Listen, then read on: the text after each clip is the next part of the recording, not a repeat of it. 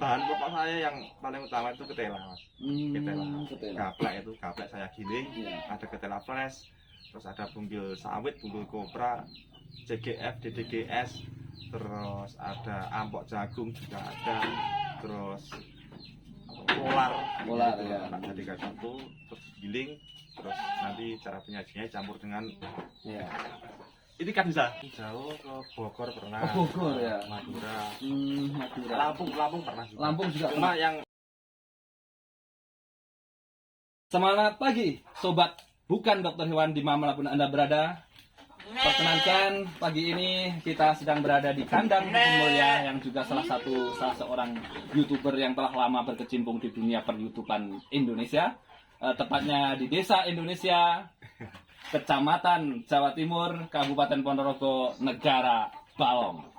Ya, kali ini kita akan mereview kandang Rukun Mulia yang selama ini beliaunya Mas Haris ini jarang di depan kamera. Ya, kali ini kita full dengan masih sekarang lagi bersama Mas Haris dan juga si Lemon Lemon ya.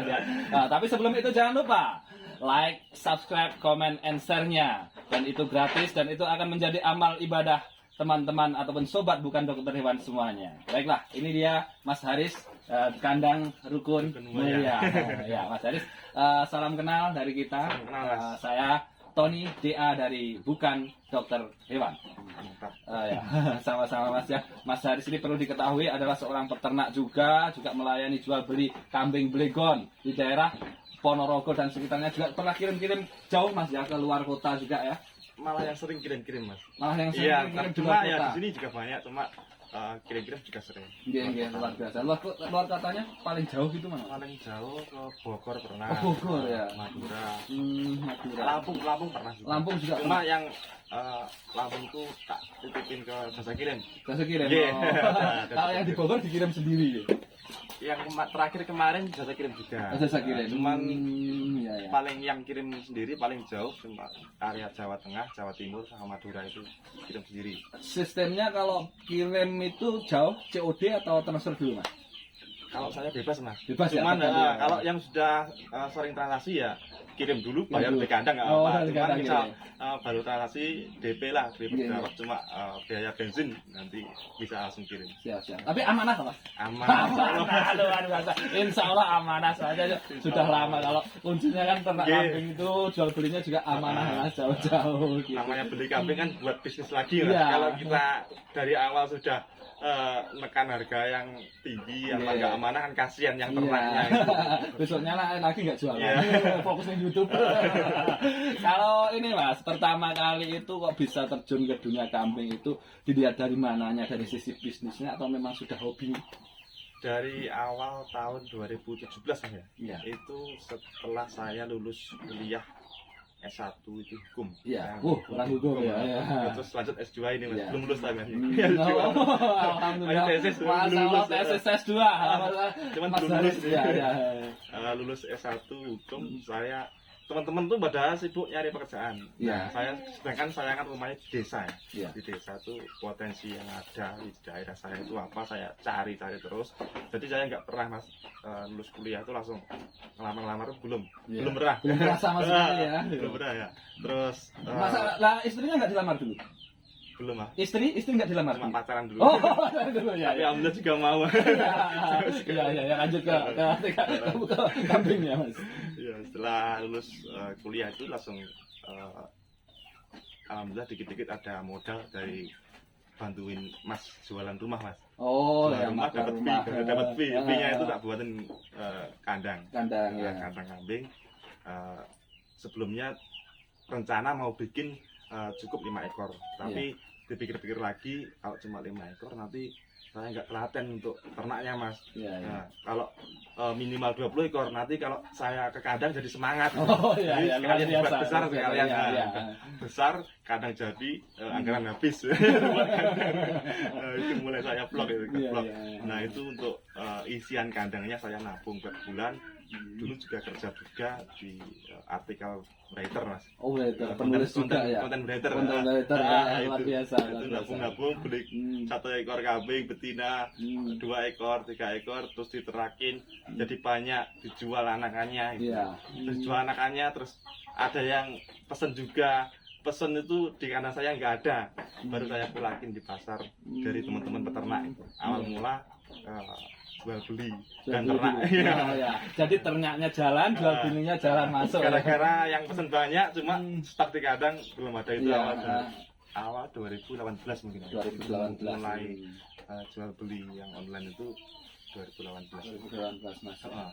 Dari itu saya kan kebetulan saya juga ngevlog Mas ya, main-main ke peternak gitu, jadi banyak relasi peternak, banyak juga dagangan dari peternak-peternak itu. Jadi mungkin dari peternak yang pernah saya sambangi itu mau jual anakannya itu langsung info ke saya, jadi bisa siap. jadi pelontaran gitu.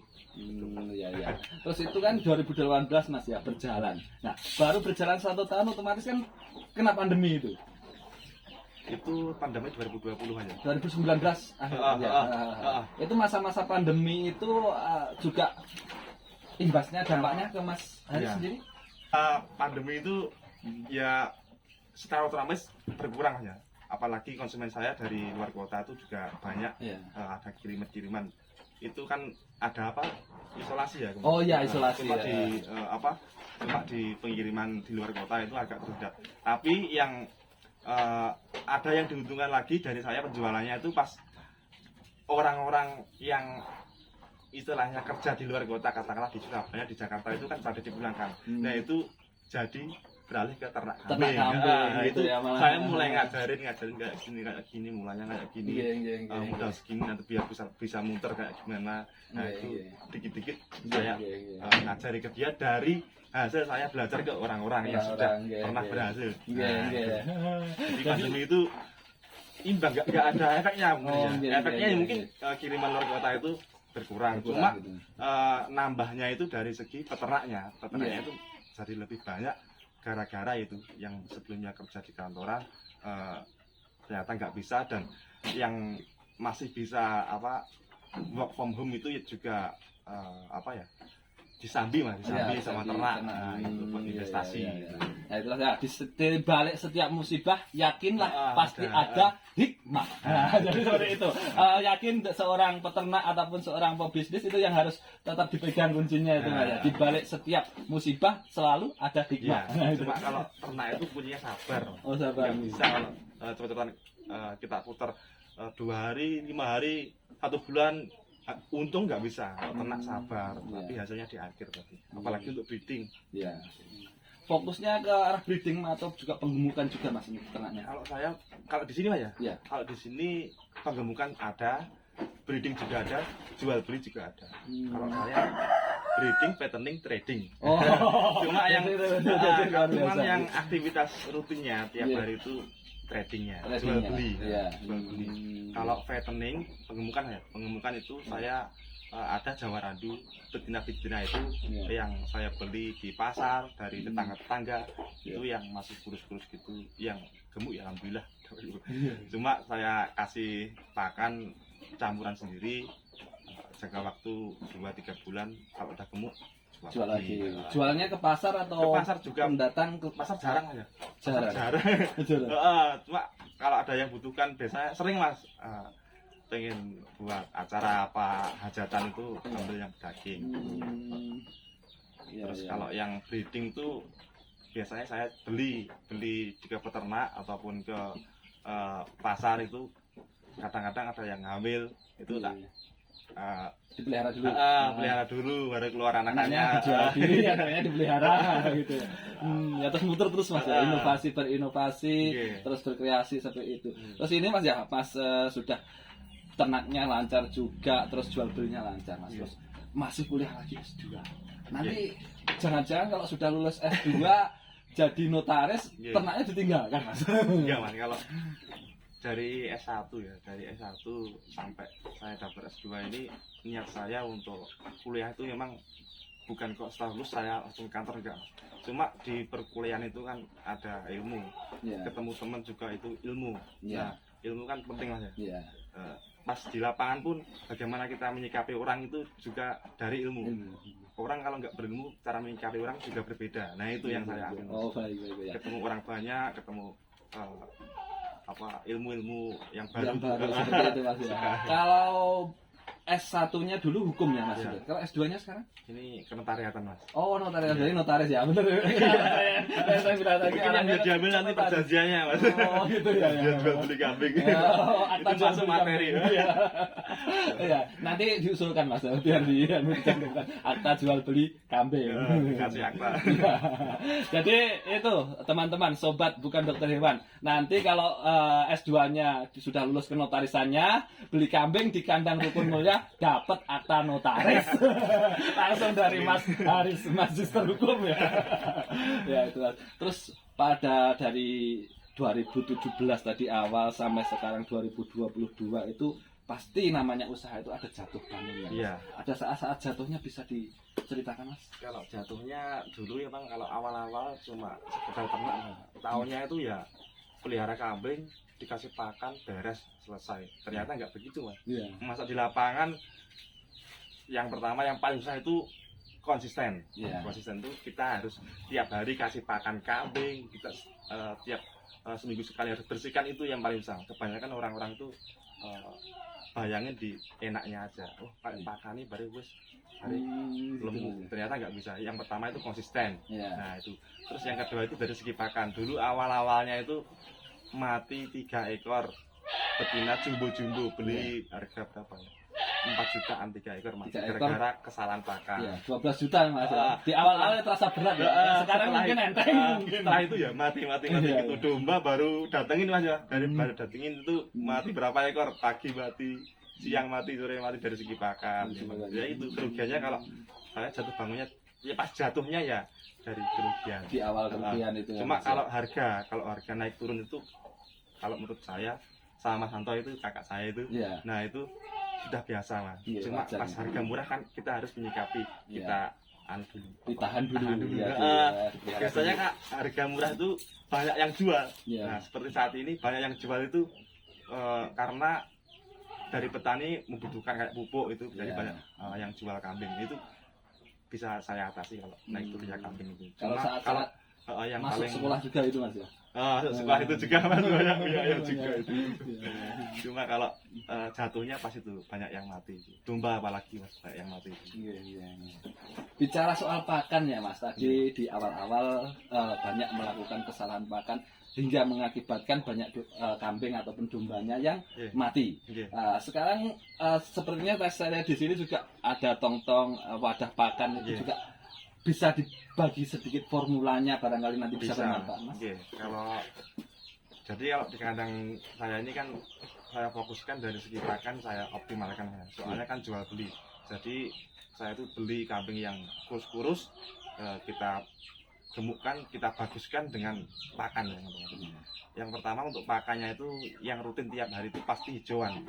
Saya ada lahan pakcong sama otot dan indigo vera. Nah, itu wajib punya itu. Kalau kleriside juga ada tapi dikit. Yang banyak pakcong, otot sama indigo vera. Yang legumnya indigo vera. Legumnya indigo vera sampai 27 PK-nya ya. Kandungan PK-nya kurang lebih 27% ya. Tinggi banget proteinnya. Setelah itu ada pakan tambahan lain, ampas tahu dan konsentrat. Konsentrat buatan sendiri. Konsentrat buatan sendiri Mas. Itu antara ampas tahu dan konsentratnya dicampur jadi satu. Terus difermentasi. Enggak Mas, enggak ada yang difermentasi. Enggak ada difermentasi. Cuma penyimpanannya aja yang fermentasi. Gitu ya. Cuma kalau dari segi hijauan fresh semuanya. Hijauannya fresh berarti dikasih makannya sore hari, cuma dikit. Kalau yang ininya pakannya yang pagi hari combor, terus sore hari combor, tambahin hijauan. Boleh dibuka rahasianya sedikit saja mengenai pakannya, bahan-bahannya apa saja gitu Mas? Bahan yang konsentrat Mas ya? Yang konsentrat itu pasti teman-teman juga banyak yang udah tahu ini. Ya paling nggak ada yang beda ya. Kalau yang bahan pokok saya yang paling utama itu ketela Mas. Ketela.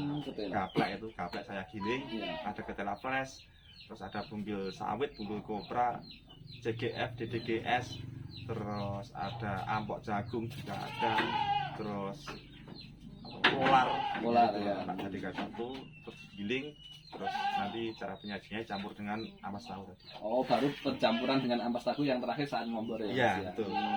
Iya. Mau tahu takaran-takarannya seperti apa mungkin nanti akan dibahas di dalam waktu atau juga kunjungi juga channel YouTube Kandang Rukun Mulia. Siap. Nanti Mas Haris siap membagikan ilmunya, informasi terkait pakannya supaya menyehatkan kambing-kambing dan domba-dombanya ya Mas ya. Terus ini Mas, apa kedepannya sekarang ini Mas Haris kan otomatis sedang ya berada di sudah katakanlah bisa sukses Mas ya. Kedepannya masih ada impian-impian seperti apa yang ingin dicapai? Banyak Mas, banyak banget. Impiannya ya pengen gandeng rekanan yang terutama yang paling dekat-dekat dulu ya, katakanlah dari lingkungan terus merambah ke desa. Mungkin nanti kita mitra apa gimana itu pasti tapi ya itu pelan-pelan. Untuk saat ini kemitraan sudah ada Mas? Atau kemitraan belum ada Mas, kita ada. mitranya lepas. Kita dari kita jualnya bebas. Oh gitu ya, mitra bisa di sini nanti bebas. Insya Allah kalau ada kesempatan terus ada relasi yang tepat nanti mungkin ya jalin kemitraan, kita sebagai penyalurnya, penyalur dari peranakannya. Itu yang kita gandeng dari yang terdekat dulu, dari lingkungan, dari desa, insya Allah nanti. Intinya seperti itu Mas, bisa membantu banyak orang lah. Iya, bisa membantu. Iya. Nah, ini Mas, kalau barangkali tadi kita sudah bicara tentang kambing dan lain sebagainya, otomatis kan ada kiat-kiat khususnya juga bisa dibagikan ke sobat-sobat yang lain, sobat-sobat peternak. Intinya bagaimana kesuksesan itu didapatkan dengan peternak dari awal sampai akhir, konsisten atau apa, silahkan bisa disampaikan. Untuk peternak pemula yang baru mulai ternak ini yang paling utama gimana ya, yang terpenting niatnya dulu Mas.